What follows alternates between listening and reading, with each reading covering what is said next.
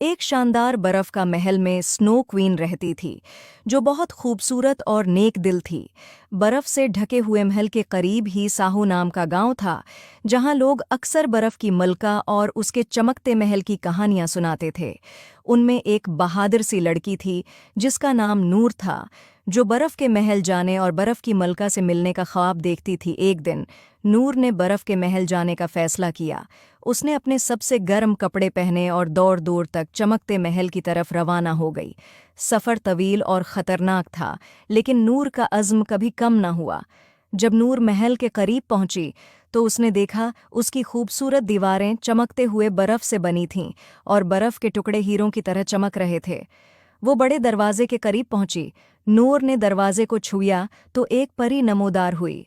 कौन हो तुम और यहाँ क्यों आई हो? नूर ने कहा, मैं बर्फ की मलका को देखने आई हो। परी ने कहा, उसके लिए तुम्हें एक फूल लाना होगा, तभी ये दरवाज़ा खुल सकता है।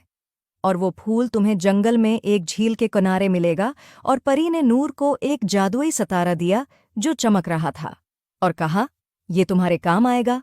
नूर ने जंगल में जाने का फैसला किया। जंगल में चलते चलते वो एक झील तक पहुंची और उसने वो फूल तलाश किया।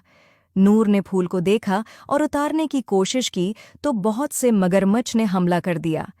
नूर देखकर डर गई, मगर फिर उसने बहादुरी से उनका मुकाबला किया और फूल हासिल कर लिया। नूर फूल लेकर महल गई। दरवाज़ा खुद ब खुद खुल गया।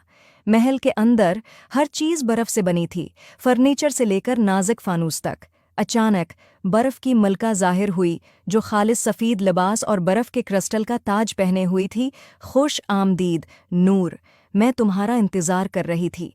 तुम्हारी बहादुरी और अज़्म ने तुम्हें यहाँ तक पहुँचाया है। नूर हैरत ज़दा होकर झुक गई।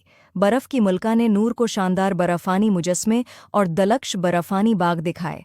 जब सूरज गुरूब होने लगा और बर्फ पर सुनहरी रोशनी बिखरने लगी, तो बर्फ की मलका ने नूर को एक खास हार दिया, एक बर्फ का लाकट जो जादुई रोशनी से चमक रहा था।